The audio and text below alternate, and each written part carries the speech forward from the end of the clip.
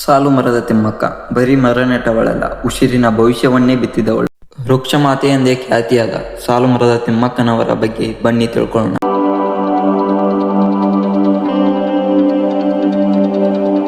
ಹೆಸರೇ ಹೇಳುವಂತೆ ಸಾಲು ಸಾಲಾಗಿ ಮರ ನೆಟ್ಟಿರುವ ತಿಮ್ಮಕ್ಕನವರು ಜೂನ್ 30, 1911ರಲ್ಲಿ ತುಮಕೂರು ಜಿಲ್ಲೆ ಗುಬ್ಬಿ ತಾಲೂಕಿನ ಒಂದು ಬಡ ಕುಟುಂಬದಲ್ಲಿ ಜನಿಸಿದರು.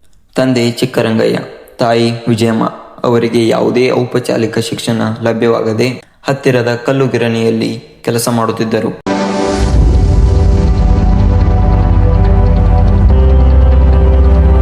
ಮನೆಯಲ್ಲಿ ಕಿತ್ತು ತಿನ್ನುವ ಬಡತನದ ಕಾರಣ ತಿಮ್ಮಕ್ಕನವರನ್ನು ಹುಲಿಕಲ್ ಗ್ರಾಮದ ಚಿಕ್ಕಯ್ಯನೊಂದಿಗೆ ಮದುವೆ ಮಾಡುತ್ತಾರೆ. ದುರಾದೃಷ್ಟವಶಾತ್ ಆ ದಂಪತಿಗಳಿಗೆ ಮಕ್ಕಳಾಗುವುದಿಲ್ಲ.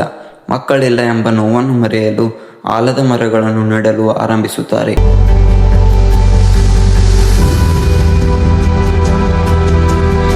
ತಮ್ಮ ಹುಲಿಕಲ್ ಗ್ರಾಮದಿಂದ ಕುದನೂರಿನವರೆಗೆ ಇರುವ ರಾಜ್ಯ ಹೆದ್ದಾರಿಯಲ್ಲಿ ಆಲದ ಮರಗಳನ್ನು ನೆಡಲು ಆರಂಭಿಸುತ್ತಾರೆ.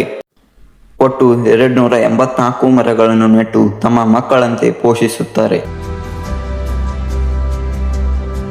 ಪರಿಸರವಾದಿ ತಿಮ್ಮಕ್ಕನವರ ಪರಿಸರ ಸ್ನೇಹಿ ಕೆಲಸಗಳನ್ನು ನೋಡಿ ಅವರಿಗೆ ರಾಷ್ಟ್ರೀಯ ಪೌರ ಪ್ರಶಸ್ತಿ, ವೀರಚಕ್ರ ಪ್ರಶಸ್ತಿ, ಪಂಪಾವತಿ ಪರಿಸರ ಪ್ರಶಸ್ತಿ, ವನಮಾತೆ ಪ್ರಶಸ್ತಿ, ಪದ್ಮಶ್ರೀ ಪ್ರಶಸ್ತಿ, ಮಹಿಳಾ ರತ್ನ ಪ್ರಶಸ್ತಿ, ಶ್ರೀಮಾತಾ ಪ್ರಶಸ್ತಿ ಹೀಗೆ ಅವರಿಗೆ 20ಕ್ಕೂ ಹೆಚ್ಚು ಪ್ರಶಸ್ತಿಗಳು ಪಡೆದುಕೊಂಡಿದ್ದಾರೆ. ಅಷ್ಟೇ ಅಲ್ಲದೆ ಇವರಿಗೆ ವೃಕ್ಷ ಮಾತೆ ಎಂಬ ಬಿರುದು ಕೂಡ ಇದೆ.